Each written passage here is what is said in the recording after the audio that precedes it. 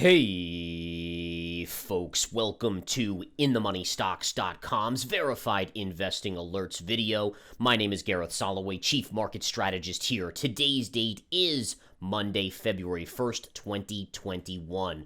So let's talk about the market. Let's talk about what's going on here. I want to then talk about some of the big flying stocks. We'll talk some silver action based on the craziness that's going on with silver. I will get you guys fully informed with some chart setups before you finish this video. All right.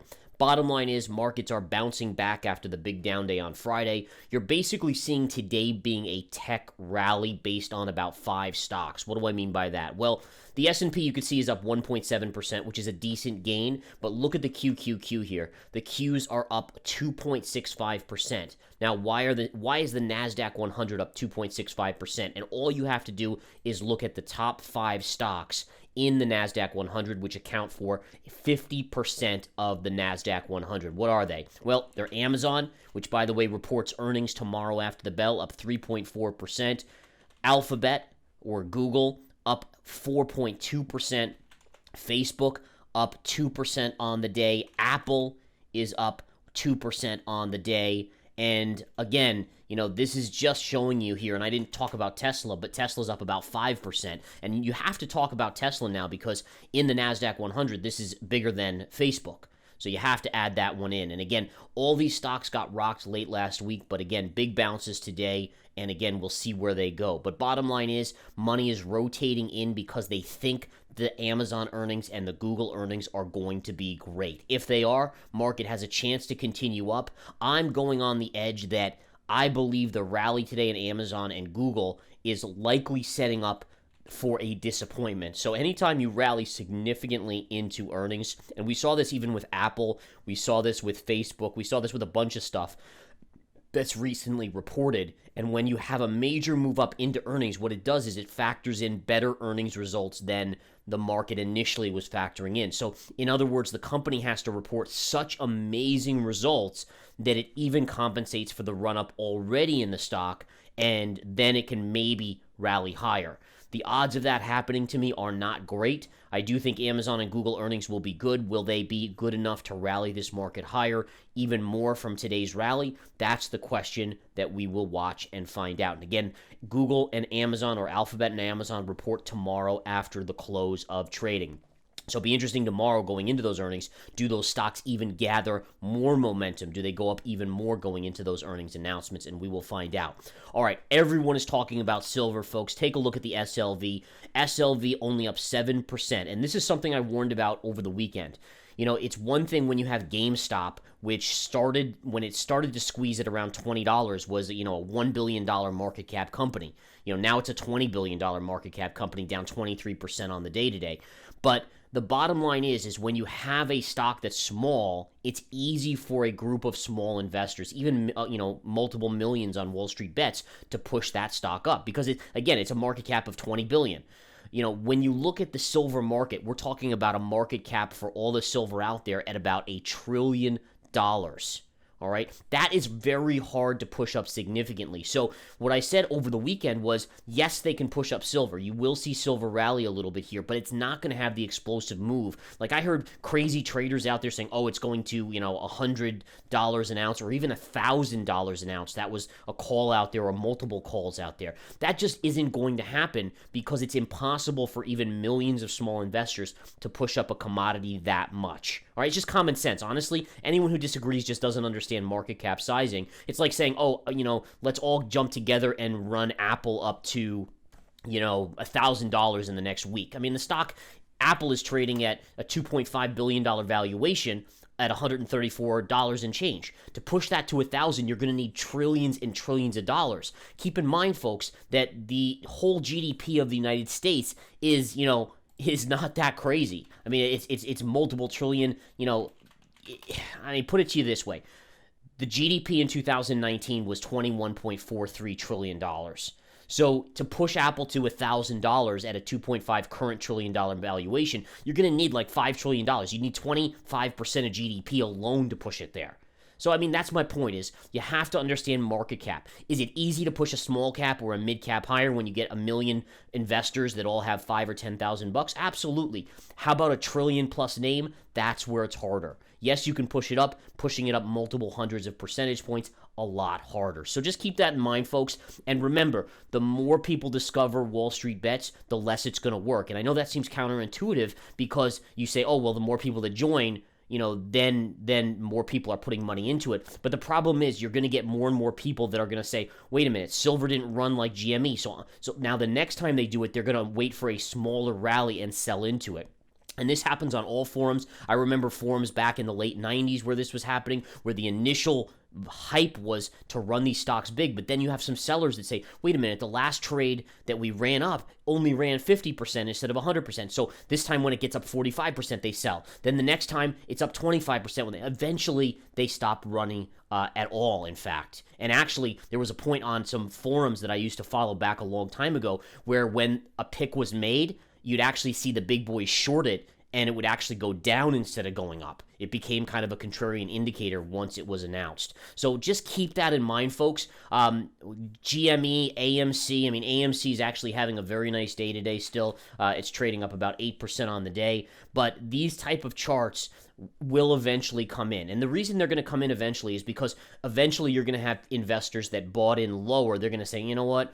It's not going up anymore. And that could be being said on this chart on AMC today. You made the high last Thursday. You still haven't taken that high out today. Even on Friday, you didn't take it out. In fact, it looks like it was before last Thursday. It looks like it might have been even Tuesday or Wednesday of last week that we made a high. The longer this thing doesn't take out the highs, the more anxious these investors are going to get. And then you have investors that bought up here in the upper ranges that are going to say, wait a minute, I'm getting a little nervous. This thing isn't making me money in an hour or a day or a couple days. I'm going to get nervous. You know what? I'm down a few $1,000. I'm going to sell right now. I can't risk it. Boom, they sell. And then the selling starts in. Not to mention the institutions that are probably gathering short shares here on AMC and on GME and so forth. And I know it's counterintuitive to kind of the vibe that everyone's been giving out there about Wall Street Bets. Oh, they can run these things to $1 billion, etc. It's very, very hard once the tide starts to turn. And you just have to be smart about it. Bottom line is, if you're investing and buying stocks like this, you better be ready to lose. You might make big, sure, but you also could lose all your money or a good chunk of your money. So just be aware of that, folks. Okay? In terms of AMC and GME, GME is hemorrhaging money. The CEO still hasn't raised any capital to change the course. GME was probably less than a year away from bankruptcy, and nothing has changed about the fundamental business, only the stock price. So as much as people might like GME, eventually, if they don't do something, it's going to go bankrupt. And I don't know if they can change the only way they could do it is to pivot to an online type thing, in which case, I don't know how they would do that. Probably cost a lot more money than $1 billion to pivot that way, but that might be one way they could do it. In terms of AMC, with these new variants that are more resistant to the COVID vaccine, it makes me very concerned about the longevity of an AMC theater type thing, about surviving. Smart thing that AMC has done is they've raised multiple billions of dollars in capital, so at least they can survive probably for the next year or so. But if these variants continue to pop up that become more and more resistant, you're not going to see people in a crowded theater, folks. And then how do you make money as an AMC? How do you make money at all if you can't sell out a theater for multiple weeks in a row for a blockbuster, right? You can't, these places can't survive selling, every third seat essentially, for big movies. All right. So just kind of basically my point is here, folks, awesome that these stocks have run. So cool to watch, earth-shattering, shows the liquidity that's in the market in terms of the Fed that's just been printing and pushing money into the market since 2009. But at the same time, you have to be careful about them, folks. Be smart about them. I mentioned on Friday in my Kitco interview that I was short GME. I actually did take my profits on GME at about $110 gain today on the short side. So I made, I had 60 shares short. I think I made about $6,500 or something like that on that position, which isn't bad for 60 shares short at $345. Not bad at all. But bottom line is just be a little careful here and trade it nimbly, essentially. Tradable, yes. Long-term investing levels here on GME, no. Same thing with AMC. I wouldn't do it. It's too much risk for me. I think there's better opportunities out there. All right, one stock I am looking for is this stock right here, QS. QS is a EV battery maker. It's very preliminary, but I do like this level right down here around 37.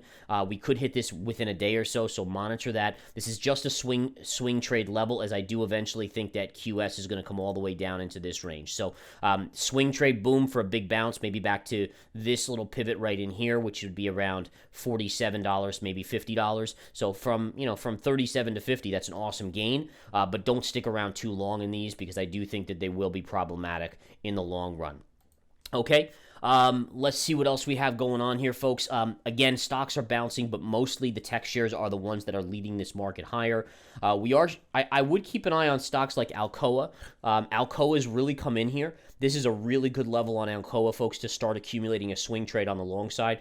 The level price here is around $16. Look at that nice little pivot point. And again, you've fallen significantly. And this, again, would be where I would accumulate. This is another level here.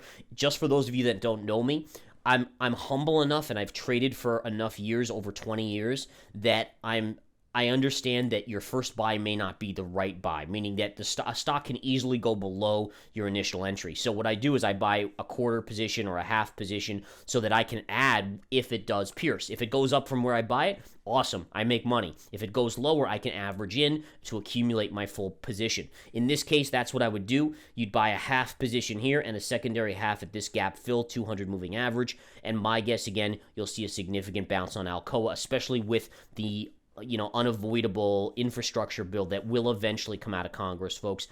It's not a question in my mind about that. The question more is, how big is it going to be? But even the Republicans will get behind it, in my opinion. It's just going to be a matter of what the agreed upon price is. So that'll be something to watch there as well. Let me see what else we have on the radar here.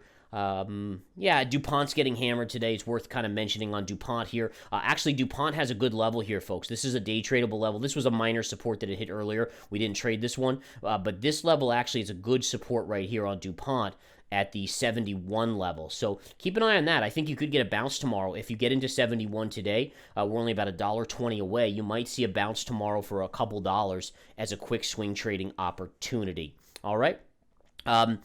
Other than that, I don't really have much else to say. Again, we've covered silver. We've covered the crazy runners like GME and AMC and, BlackBerry and those kind of stocks are all grouped into one thing. And then we've also talked about the S&P, what's driving the market today, what to look for tomorrow with earnings, and some trade setups here. Don't forget, come follow me at Gareth Soloway on Twitter, or come to inthemoneystocks.com and look for my name at the top of the website. There's a drop down with my two services there, Verified Investing Alerts. And just to show you guys, or just to talk about it, in Verified Investing Alerts, we've already been crushing it this year, like ridiculous. Just to put it in perspective, folks, already this year, we've had about, I think, 8 winners just in January. LIT, 10.25%, Stitch Fix, 10.6%, VXX, 11.7%, Plug, 15.5%, Etsy, 14.62%, ICPT, in fact, 1, 2, 3, 4, 5, 6, 7, 8, 9, 10, 11, 12, 13 winners, 1 loser this year. We did take a loss on a short on FedEx